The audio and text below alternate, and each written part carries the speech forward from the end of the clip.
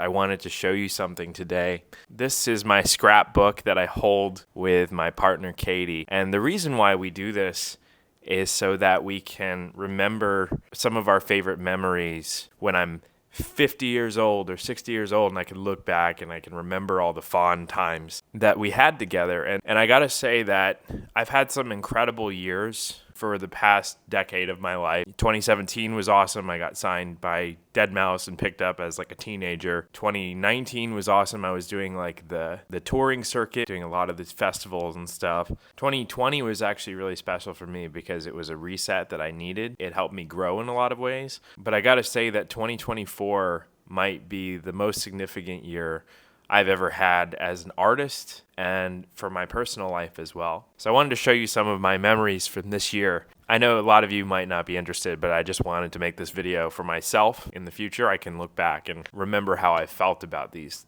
times. So I'm going to start things off way back in February. I don't know if you can see that, but this was my trip to Seattle when I played with some of my best friends, Nick and Levi. I had an incredible memory from this event specifically. The first song that launched Julian Gray is called Run with Laura Heyer. We had our first opportunity to play that song together live because she lives in Seattle. And that was such a cool full circle moment for me. Very validating to see like this song that I started in my bedroom when I was first getting started. You know, I'm now playing it in front of a sold out room with the singer 10 years on. And that was really special to me. So then in June, I had the opportunity to play Academy with my good friends Tritonal. Playing with them is always special because Chad and Dave have been supporting me since like the very beginning of my career. They used to play my song Cold Outside back when I was a brand new artist. And it was the first time I played Academy since like 2019 when I was on that like mousetrap like techno wave, which I'm not on anymore. I also went to like 20 odd festivals this year. Here's some of the bands. I actually collect all my wristbands, and I think one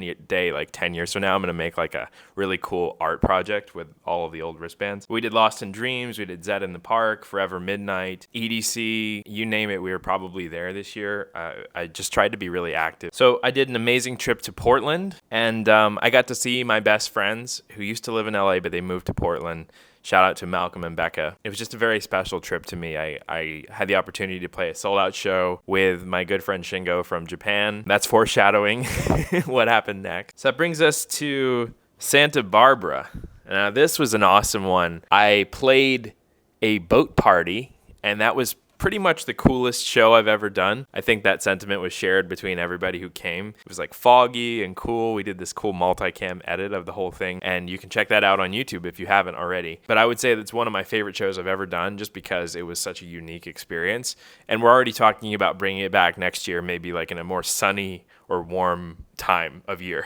All right, you guys obviously knew that this was going to be in here. Dream State, SoCal. This was a very special event to me because it was my first time playing on the main stage of a festival. Super early in the day, I didn't expect anybody to be there. To my surprise, even at the doors of the festival, probably like 100 of my fans came out, like got on early shuttle specifically because you can't like just go to the festival. There's like a shuttle to it. Everybody who was there was like intentionally there. And just seeing them singing my songs back to me, especially like the newest songs that I've just been putting out, it makes me emotional to think about because it was like a very special moment for me. Probably among the coolest things I've done this year.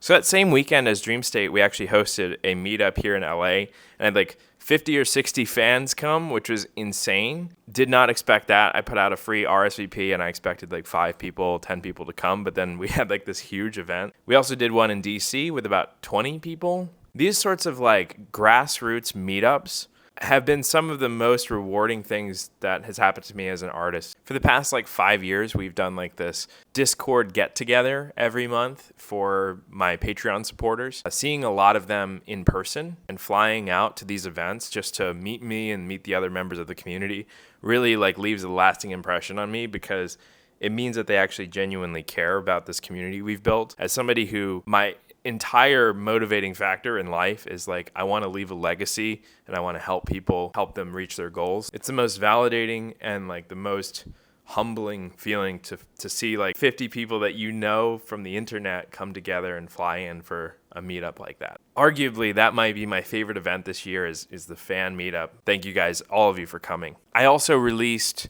3 singles from my new album, and the response to Contrast has been incredible. All of the shows that I've been playing have either been sold out or very close. We've gotten radio support from Group Therapy and many other radio stations on all of the singles, and it's completely indie, which is really special to me because it kind of validates that I'm doing something that people care about, even if the label's not involved. And also, one of those singles was Out Here with Filter, Richard Patrick. He used to be a 9 Inch Nails, and that was like a huge career moment for me because I love Filter and music. We've been working on that song for years, and putting it out feels like a full circle thing. I also did a remix for his song, Burn Out the Sun. We haven't really promoted it much yet because I was in Tokyo, but if you want to hear some pretty Julian Gray music, I think that you'll enjoy that remix. It came out a few weeks ago. I feel creatively validated, and I feel creatively inspired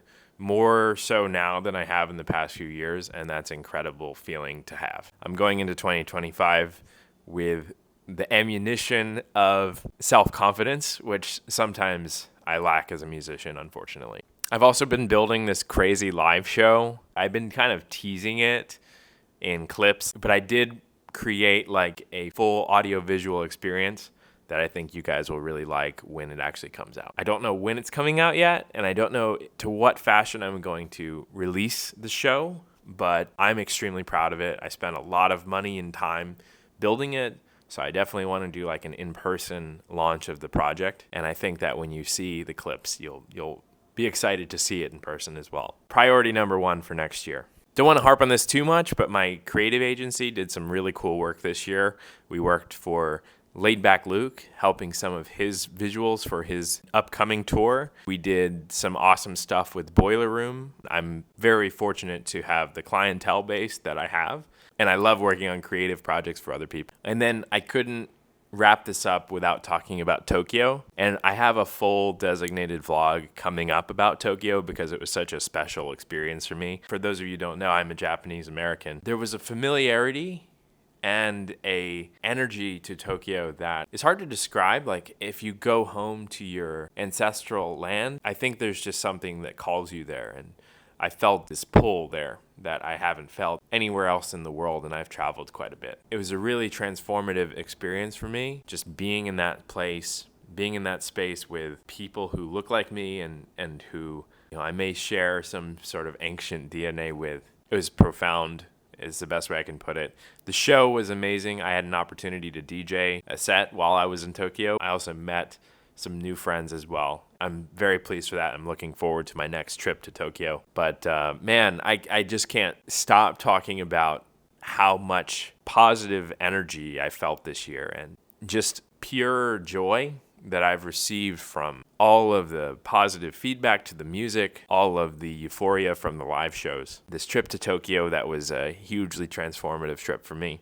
You know, all of the friends, fans, and family that have made this year so special to me. So I know this is a long video. Thank you guys for watching. Hopefully you'll stick around for 2025 and look forward to Contrast, my new album. I think you guys will be excited to see the outcome. So I'm Julian. As you know, it was a very special year for me, and thank you for watching.